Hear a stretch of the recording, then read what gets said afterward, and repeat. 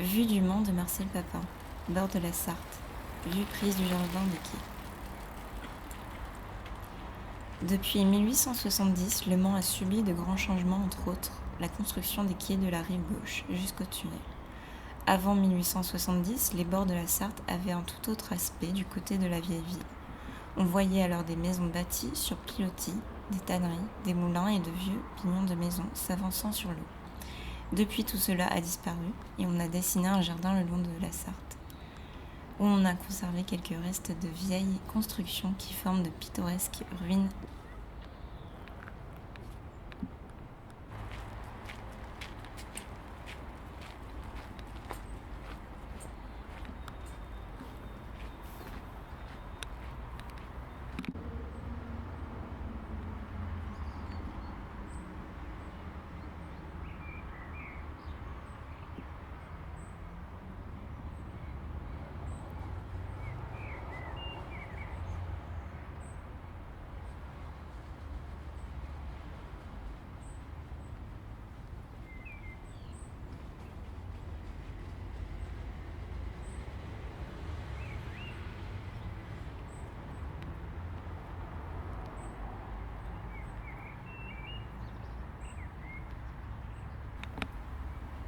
Bord de la Sarthe, au-dessus du pont Issoire, en 1880. En 1881, on commença les travaux du prolongement des quais de la rive gauche, au-dessus du pont Issoire. On vit alors disparaître sous la pioche des démolisseurs les vieux moulins et les maisons à pignons de bois qui bordaient la rivière de ce côté.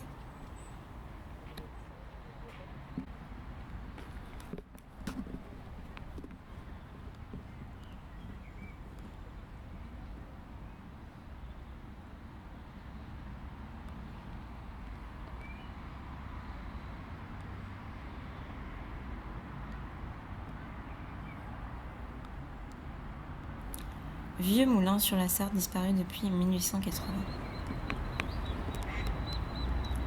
On voyait encore en 1880 3 ou 4 moulins situés au milieu de la Sarthe, un peu au-dessus du pont Issoire.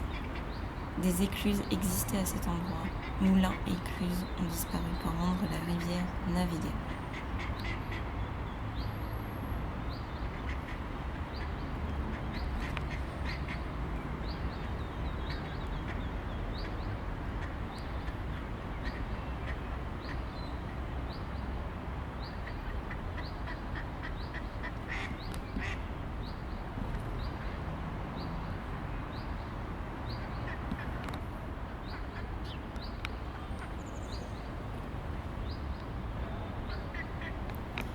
Les jardins, ce n'est pas seulement une ville de terre, de bois et d'ardoise.